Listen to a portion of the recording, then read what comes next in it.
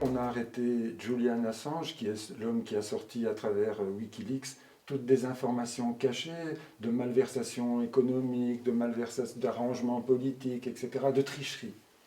Pour moi, il n'est que l'exemple de ce qu'on appelle des lanceurs d'alerte, c'est-à-dire des gens qui ont accès à des informations sur des activités douteuses d'hommes et qui prennent le risque de les mettre au grand jour.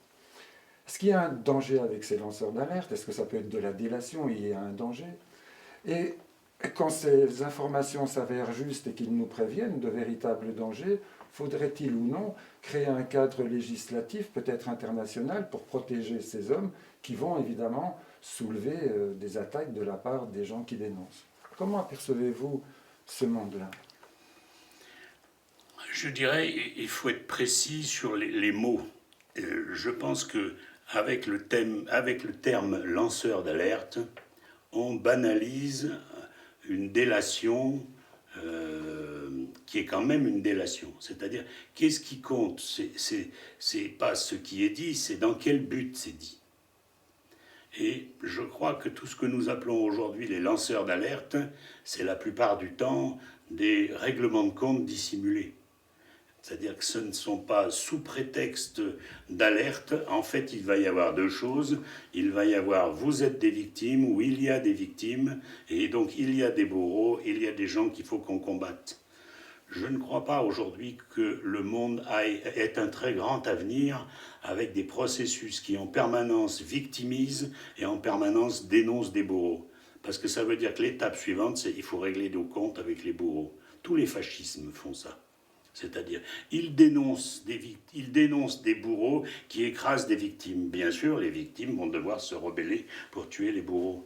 Je crois que nous avons à rencontrer non pas un discours de lanceurs d'alerte, non pas un discours de gens qui veulent nous sauver la vie tout azimut, nous avons à rencontrer un discours, pas de règlement de compte, un discours de miséricorde, qui comprend non pas les victimes et les bourreaux, mais qui essaye de comprendre la misère des victimes et la misère des bourreaux. Sinon, ça finit toujours en permanence par des règlements de compte incessants. Et donc, je suis un peu gêné par tout ce discours lanceur d'alerte qui essaye de banaliser une délation qui en permanence est un règlement de compte qui finit par s'acharner sur des soi-disant bourreaux. Et-on bien sûr que les bourreaux ne sont pas aussi des gens qui souffrent, mais d'une manière dont on n'aperçoit pas. Je veux dire, il va falloir qu'on entretienne des discours où il y a des violés et des violeurs, mais il y a la misère des violés et il y a la misère des violeurs. Et on ne pourra jamais détruire les violeurs. Ça n'excuse pas ce qu'ils font, mais il faut comprendre leur misère pour essayer de les rétablir dans une dignité. Ceux qui dénoncent en permanence les choses dans l'Église, ceux qui dénoncent en permanence les États malsains, les fascismes, les machins, créent des victimes et des bourreaux. Et ensuite, dans un deuxième temps, il faut régler nos comptes avec les bourreaux. Ce qui m'ennuie dans les lanceurs d'alerte, c'est la manière dont on prépare l'acharnement contre certains. Donc pour vous, il y a un danger en créant des gentils et des méchants, de créer du conflit permanent, des guerres. Voilà.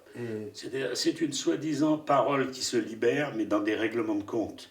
Ce n'est pas une parole qui se libère dans la miséricorde et dans la compassion.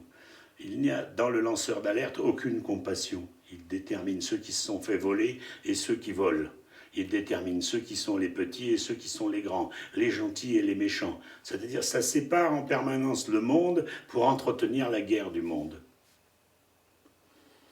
J'entends ça parfaitement et je comprends parfaitement. La question qui me vient à cet instant, c'est alors devant des injustices ou des déséquilibres ou des situations qui ne sont pas justes, à la place des lanceurs d'alerte, qu'est-ce qu'un homme juste, un homme miséricordieux ferait? Comment pourrait-on alors gérer ce genre de situation? Mais la première alerte qu'on devrait avoir à l'esprit, c'est puisque je devrais être meilleur, pourquoi je ne suis pas meilleur? Est-ce qu'il y a le premier lanceur d'alerte pourrait être à l'origine de toutes les alertes? Toutes les autres ne sont que secondaires. Là, maintenant, je pourrais être meilleur, beaucoup plus miséricordieux, beaucoup plus rempli d'amour pour les autres et pour le monde. Pourquoi, puisque je pourrais être meilleur, je ne le suis pas là maintenant? Je suis le lanceur d'alerte absolu alors.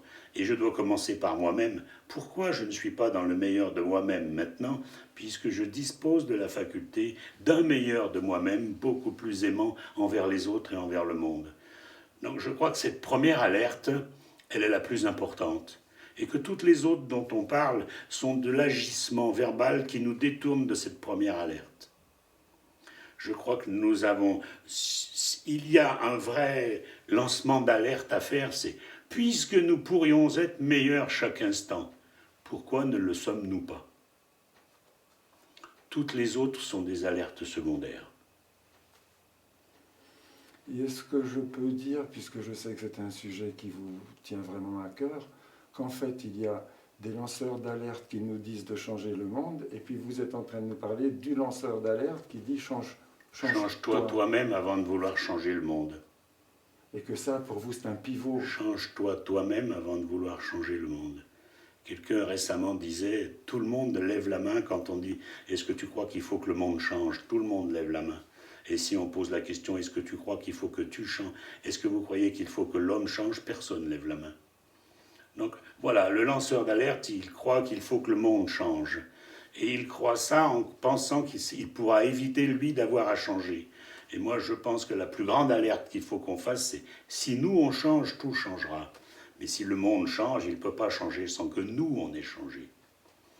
Et donc, je me méfie des alertes secondaires qui nous détournent de l'alerte essentielle.